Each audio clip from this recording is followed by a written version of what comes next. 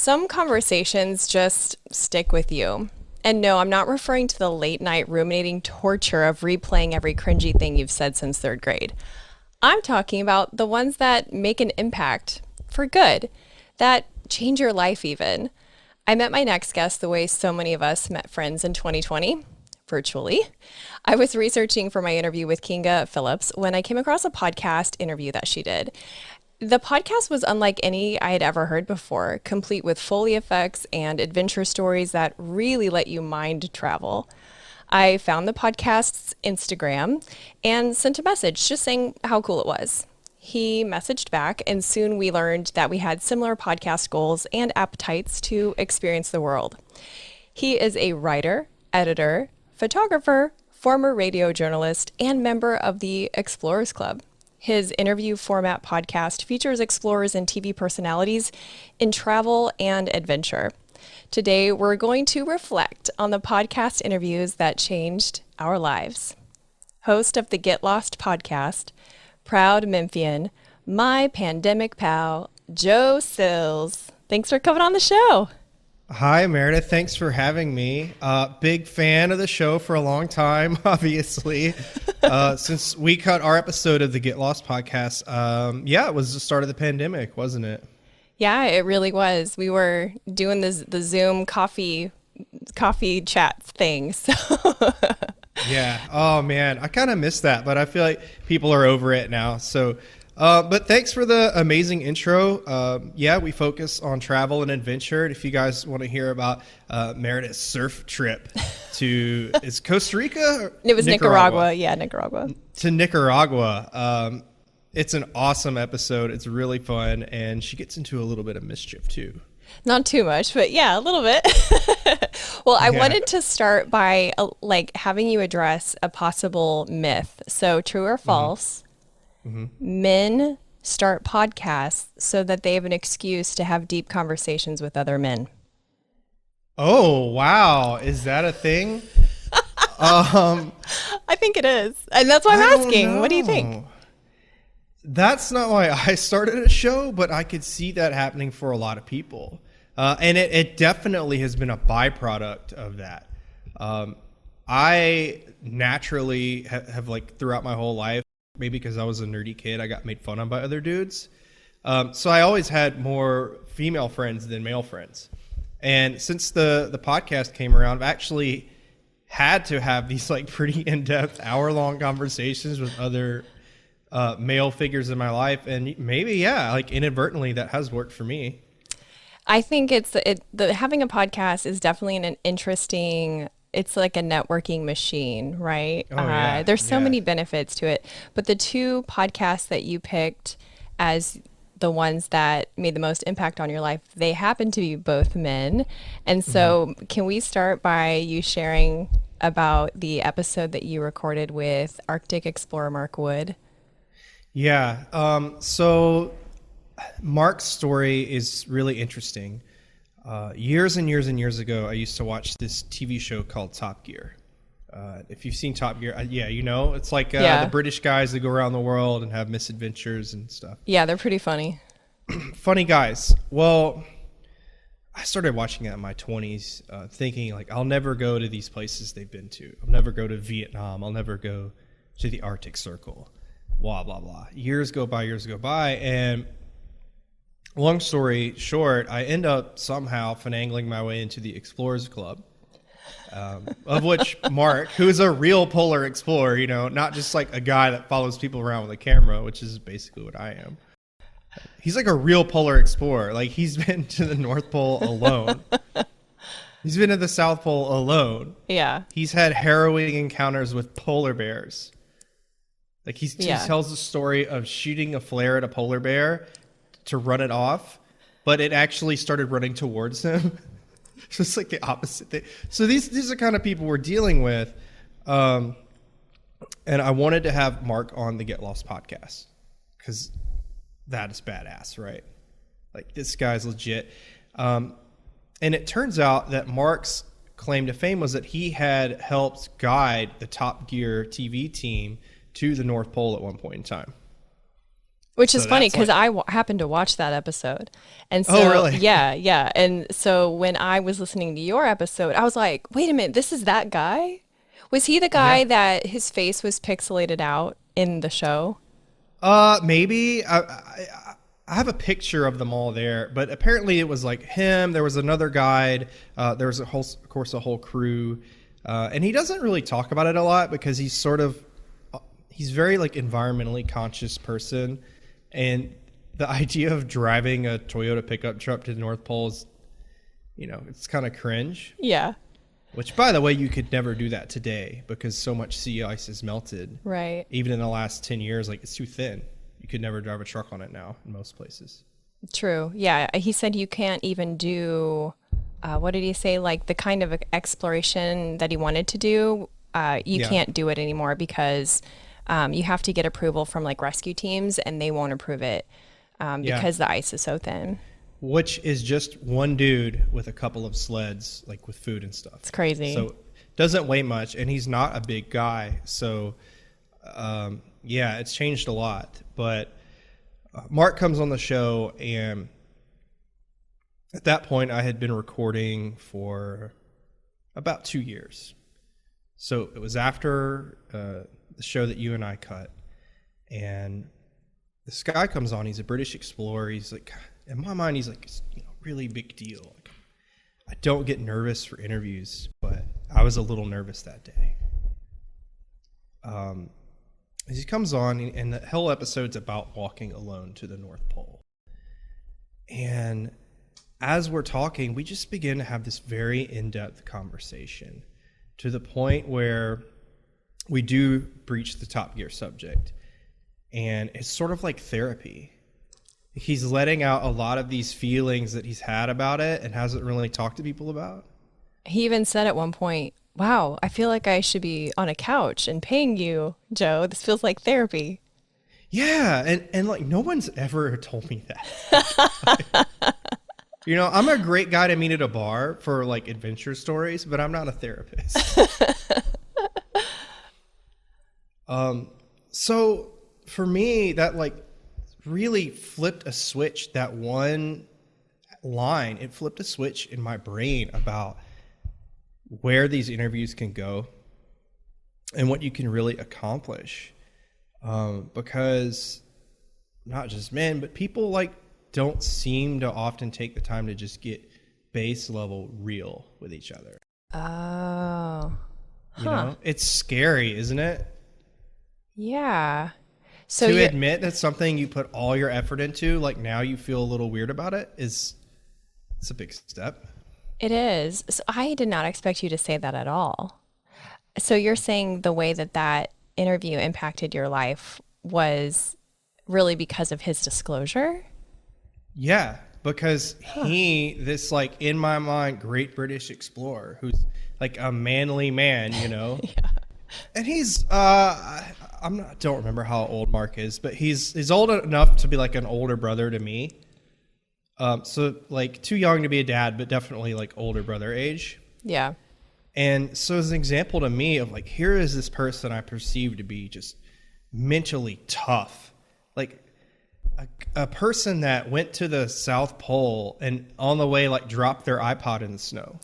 I couldn't believe that part because just the other day here in Pensacola was 35 degrees Fahrenheit, and I decided to go for a walk anyway, which I normally That's do. so brave for you. I down did there. for I'm so me. sorry. Thank you for acknowledging that. I really appreciate that. And so I was listening to your episode actually. I was listening to Mark Wood, which is really hilarious because I wanted to refresh my memory of the episode, and the Wi-Fi cut out or something, and so I couldn't listen to it anymore. I turned around and went home because I was like, it's cold and I don't have anything to listen to. And then I get that's home it. and then the part of the interview comes up about how he lost his iPod but kept on. I'm like, well, I'm a wuss. Yeah. And there you go. Like that, me too. If I try to go on a run and my headphones die or whatever, I'm like, screw this. But he had just got there. It wasn't like he's at the pole. Like, he was just starting, drops it. It's an iPod. It's white, which in hindsight is like Right. hilarious. So he could never find it again, and he just had to listen to songs in his head. I mean, that's the kind of person we're dealing with, like a very, very manly man. And so for him to be open and vulnerable, and it all comes full circle, like later in life, that really changed my outlook, and it made me want to get to know my guests on a much deeper level. Oh, interesting. So do you feel like you connected with him on a level that would merit further friendship? Like, do you feel like the Yeah. chemistry was such that that would happen, or has that happened? Yeah. Listen, right now I'm wearing his shirt. What? Yeah. He gave it to me. It's like his Oh my gosh. shirt. And it's a little less weird than it seems. It actually, like, he ended up inviting me to join his expedition team for a North Pole thing next year. Yeah. Why are you Yeah. saying that so casually? What? That's okay, because in the episode you said, I forget how it went exactly, but there was something about a collaboration of coverage for his 100 exhibition. Solo 100. Yeah. Yeah. Expedition Solo 100. Uh-huh. So are you covering that, or is this thing extra that you're talking about right now? Yeah. No, I'm covering that. I mean, he was dead ass serious. Like, I'm on the team. There's a patch, like everything, a little polar bear. Oh my gosh. I feel like we just made a major announcement. That's incredible. Kind of, maybe. So I needed the shirt to like do whatever Zoom calls and stuff with potential sponsors or whatnot. But literally, this is the shirt off of his back that he gave me while I was staying at his house in England this year. Oh my God. Okay. That's incredible. That's so crazy. Yeah, it's nuts. I went over to England in September of this year, so it wasn't that long ago. Gosh, it seems like a lot longer, but it was September of 2021, so a couple weeks ago. And the idea was to hike the full length of Hadrian's Wall, which is this basically 2,000-year-old Roman ruin. It runs for 80-something miles across England, kind of by the Scottish border. So if you want to hike it, it's a couple days. Right. So my idea was, well, I'll go to England, and I'm on this expedition team, so I need to meet Mark. I'll get Mark to come with me, because I want a really overqualified team for this hike, like basically through Hobbiton. So Mark's in, and then I got another guest, Raven Todd De Silva, who's a Roman archaeologist based in London. She was going to come and bring a botanist, and like we were going to have the like world's most overqualified hiking group. I love it. Yeah. So the plan was everyone meet at Mark's house outside of London, and then we'll go up. But he ended up hurting his leg, so he couldn't come on the big hike with us. But we did spend a few days in this little village in England, right next to like where Shakespeare's from and all that. Just great time. That's And we really incredible. did get to be like brothers almost. That's amazing. That, I mean, I could see why hands down that would be an episode that changed your life. Before we move on to the second episode that had a big impact, are there any other burning thoughts about your what you got out of that interview with Mark Wood? Yeah. So two thoughts. The first thought is at the end of this Hadrian's Wall hike, where Raven and I had spent about a week backpacking through England in fog and mud and crud and, a couple of really nice sunrises along the way. Mark drove up 5 or 6 hours from his house and picked me up at the finish line. What? And we drove home listening to the Beastie Boys and Nirvana and The Jam for like 5 hours. This guy's like your long lost cousin. He's literally like an older brother. And at the end of that drive, he pulls over to this little church. It's kind of in the countryside in England, and walk in, and you notice that there's something peculiar about it. So we're the only two people in this chapel. It's like a stone chapel, and there's rolling hills around it with sheep and stuff. Not much else. There's stained glass at the end of it, and instead of Jesus or the disciples or whatever in the stained glass, polar explorers. Oh my gosh. Yeah. So really crazy full circle moment where it's just us two in this chapel that's dedicated to polar explorers. That's insane. Yeah. Oh my gosh. Okay, that is such a contrast from your other interview that you are about Wet to dreams? Yes. Yes. Okay, so his other interview was with the none other than Matthew McConaughey. So yeah, Little known actor. obscure guy. So tell me, first of all, what was it like when when his publicist responded to your request for an interview? Oh, wow. I think I've had to sit down. I think I literally was walking and just checking emails on my phone, walking down the street in Memphis. And I mean, I just fired off this email. Like, hey, McConaughey's got a book. Oh, who would be a great guest? Like, I'll never get that guy, but I got to ask. His book's all about travel. It's all about going around the world. It's like perfect if he wasn't Matthew McConaughey, if he was just Matt Smith, perfect guest. So I emailed the publicist, and then literally less than an hour later, boom, I get an email back. Yes, we'll do it. I just sat down. I was like, oh, shit. It's like this podcast is about to go places I never expected it to go. Yeah, I loved it. Yeah, that's so amazing. And so how did your interview with Matthew McConaughey change your life? All right, so something that freelance journalists deal with a lot is imposter syndrome. Most of the time, we work independently. We work on an island. Even though you're publishing stories in Forbes or Nat Geo or wherever, you can just talk yourself into feeling like a complete failure, like every day. So an editor doesn't email you back. Something happens where you just get down. And the McConaughey thing was big for me on a personal level because I felt like I had been doing the Get Lost podcast for 2 years. I felt like I had won some awards. That's good. But I wasn't getting the traction. I wasn't breaking through. Like, I just couldn't get people's attention. And to me, the fact that this very legitimate A-list Hollywood actor that perfectly fits the idea of what we're doing, it was so validating. And now, whenever I have an interview, I just feel like I got this, man. Like, who am I going to ever interview that's more famous than him? Yeah, that is such a good point. Yeah.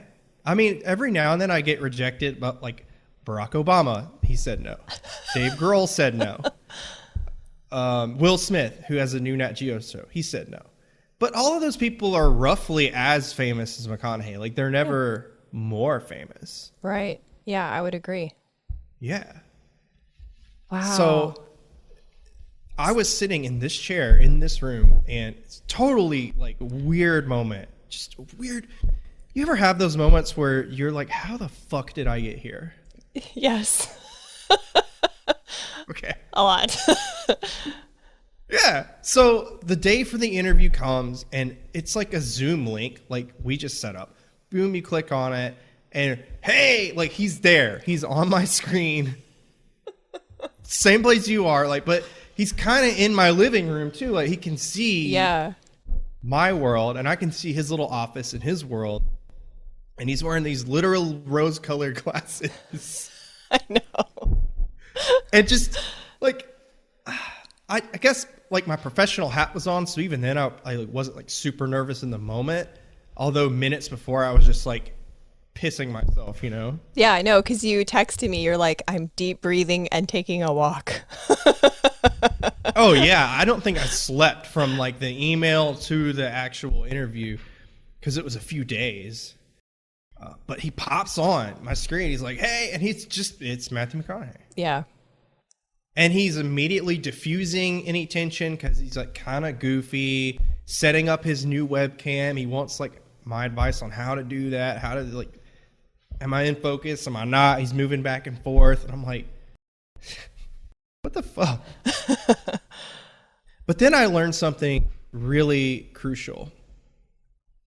I asked him before that we went live, I said, dude, do you need a quick briefing on what we're doing? Do you need to know what to talk about? Because sometimes people do. And he's like, no, I got it. I listened to the show, get lost, just tell me to go, and I'm going to go. So he had taken the time out of his, who knows how valuable his time is, to really listen to the show, get the idea, and in his head, he had crafted this great story about going down the Amazon River and, doing drugs and all the stuff that you want to hear about, and he just nailed it. That's so crazy. I think that episode changed my life too. What? Yeah, no, I'm serious. Do you ever have the voices of your guest live in your head? And I mean that in the most psychologically healthy way possible. But Sorta. For example, Kinga Phillips, every time I see animal poop, I think of her now. Because she is. That's great. I sent her a message for New Year's with shrimp poop because I was like, this is shrimp poop. Happy New Year. But for Matthew McConaughey's interview that you did, I always think about green lights, and I think about less impressed, more involved. That is literally a mantra that I have now because of your interview with him. So I think it's so special when an interview can change a podcaster's life, but it adds another layer of value when it also changes the lives of our listeners and we get to hear about it, Yeah, that's really meaningful. Thank you for telling me that. So I never know what effect these have on listeners. But you sent me a couple of great episodes of your show, and I want to talk to you about those.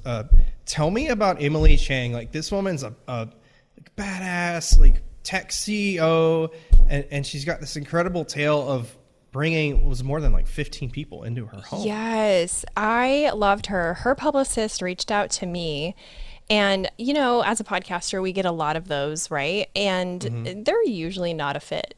But something about, do you ever have a perceiving before you have a knowing? I'm getting a little bit woo-woo here, but before you know about something, you perceive that it's right, for example. So yes, it's just, I feel it in my body usually, like an intuition. Correct, like an intuition.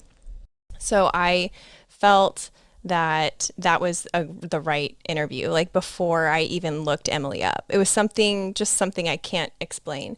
And then she's the former CEO of Starbucks China. She's currently the CMO of McCann World Group, which is a huge PR firm. And she is Chinese American. She lives in China. She's bilingual.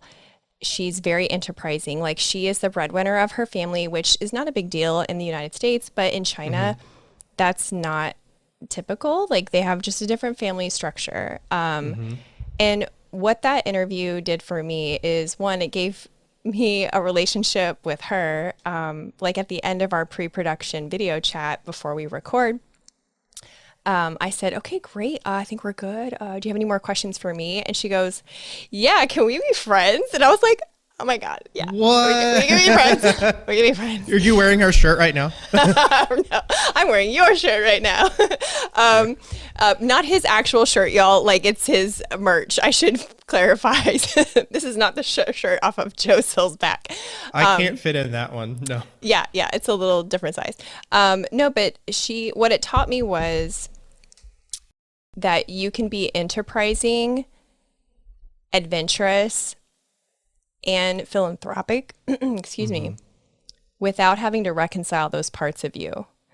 And I think for a long time, people would observe me and I would observe myself, and all of my really randomness. I like archery, I like surfing, I like to travel, I speak Spanish, I think I'm going to learn Greek.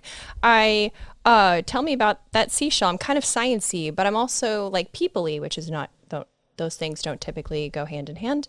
I love downtown life. I like to dress up in sequins and high heels, but I love to go braless and barefoot on the beach. sometimes people would observe those parts of me and go, okay, but who's the real Meredith? And now They're saying these things don't add up. They're all a dichotomy. yeah, and now I can be like, nah, bitch, it's all me. Because if Emily can do it, I can do it. And it's like she, kind of like how your interview gave you permission, Emily gave me permission to be all the things all at once and not have to fit them in any particular order. They can just be, and I can just be. And it was very liberating to know that. Do you feel like it helps you breathe more when you're in a situation where you feel people just judging you and you're like, breathe, none of that matters? Yeah, I mean, I would say yes, but I don't know that I have, well, A, been around that many people that I would feel like they're judging me. And B, that's probably not my main thought when I'm around people. I don't know. I think I'm What's your main thought when you're around people? make them laugh. Okay. Honestly, that's like my first thing. Like, it's probably just the actor in me. Like, this is an audition. I'm gonna make you be my friend. You know, it's just how I am. So, yeah. So I'm probably not thinking about insecurities. So you're saying that for you, Emily's like more powerful message, aside from being very generous and taking all these at-risk kids into her home at separate times. You know, it's not like Yeah, cheaper not all by of the them. dozen. Right. Yeah. But you're saying that the actual impact from her was just her personality, just the fact that she has all of the different irons in the fire, and like all of that congeals into a coherent, functional, successful human. Yeah, because it's not common. It's not common to see that. And I think in Chinese culture, it's even less common because assimilation is very important in Asian cultures. And so she, just by being herself, she has inspired me. And that is very liberating. So have you kept up with her? Here and there, like on social media, but I've been meaning to have, you know, it's quite the time difference. But I've been meaning to have like a little, like a Zoom cocktail with her or something. I mean, why not? We're all professional Zoom cocktailers now. So. I mean, I am. So yeah. The next episode I wanted to ask you about is sadness versus depression. And you had Dr. Megan Stoddard on to talk about it. She does an amazing job of putting some ideas in my head. Like, I didn't realize that when I like joke, oh, I'm depressed. Like, I'm not really depressed. It's that we don't have the right word for what I feel in English, you know? Exactly. Yeah, I learned so much from that. And that's another one that is also extra valuable because I had a lot of people reach out to me privately and say thank you. And that just, when I can have a show that is bright, meaningful entertainment, but also makes an impact, you know, it really, it means something. And so personally, I learned that we talked a lot in the episode about spaghetti, not waffles. And it's an easy way to remember that life is complicated and messy and it doesn't have to compartmentalize itself and you don't have to compartmentalize it. And then the analogy that she gave towards the end of the episode about seeing a counselor or a therapist is akin to going to an athletic trainer. Some people go after an accident. Some go because they want to take their performance to the next level. Both are going to the same person. And so I always thought like, well, you know, oh, I heard that person's going to the counselor. It must be really bad. Right? I mean, that's a normal thought. Yeah, like something's wrong. Oh, you're going to the dentist, you must have a cavity. Oh, you're going to the counselor, you must have something wrong with your mind. Yeah, exactly. But yeah, it doesn't have to be that way. And when I think about some of the people in my life that I admire a lot, they spend a lot of time working on themselves and working through things. And usually that involves outside help. So that analogy was really like, I didn't have to re-listen to the episode to remember that. Because, you know, when you're in the episode, you know how it is. Like, you're recording the episode, you're there, but you're kind of not. And then you go back and you listen and you think, oh, I forgot that I said that, or I forgot that they said that. That episode, it's like sealed in my brain. And for a lot of other people too. Did it encourage you to actually go out and talk to a counselor more? Yeah, I saw a therapist for about 6 months after that, and it was pretty life changing. Really? Like, in what ways?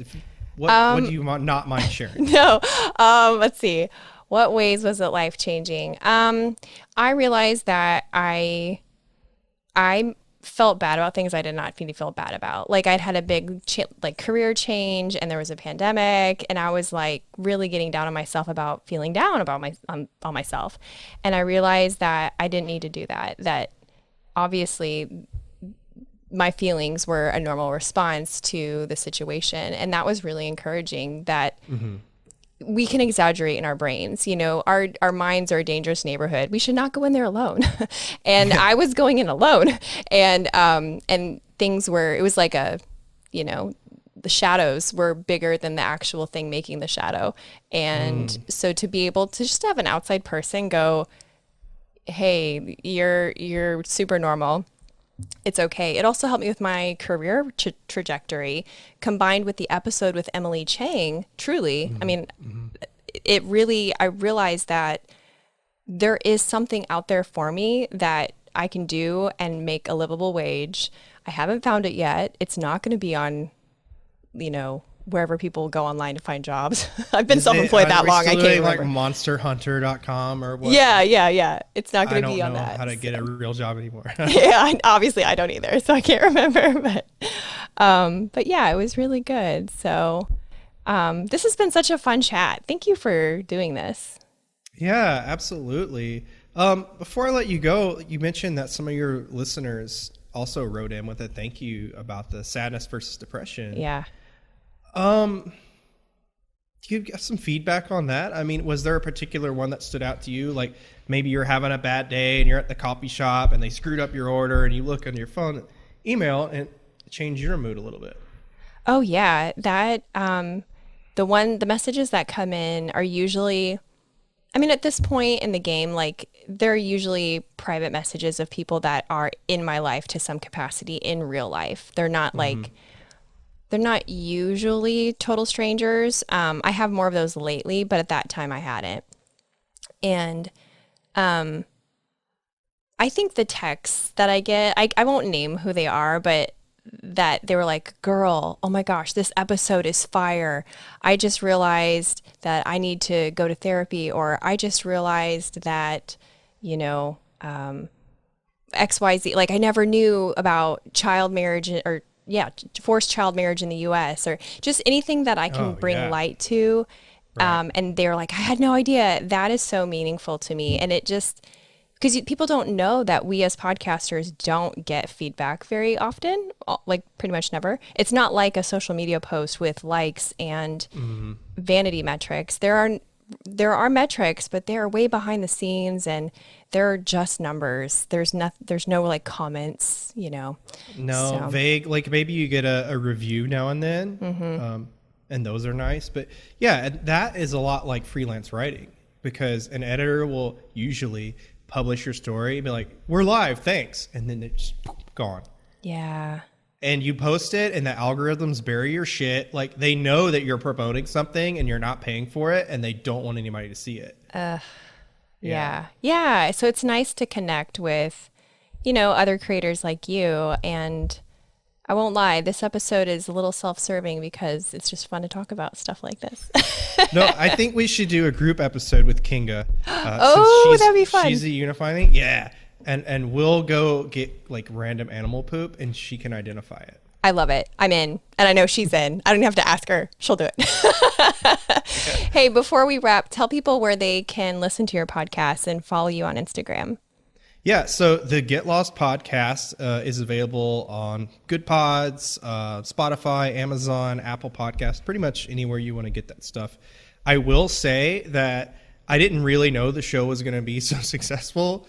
So there's a couple Get Lost podcasts. Mine has a big raven on it. You'll see it. It's the most listened to one. So you can find me, Joe Sills, on Instagram at Joe Sills. And if you want to read about the Hadrian's Wall story, it came out today on nationalgeographic.com. So you can go there and just search Hadrian's Wall. It'll pop right up. Awesome. Well, thanks again, Joe. That's a wrap. Yeah, thanks, Meredith. It's really, really good to talk to you. Enjoy the rest of your afternoon. Hey, you're still here. That's awesome. I hope to see you next week, too. I talk with the most interesting people that you've probably never heard of. Most of them are paradoxical and bring an opportunity for you to grow as a person. So if you like bright, meaningful entertainment, be sure to subscribe and hit the bell for notifications.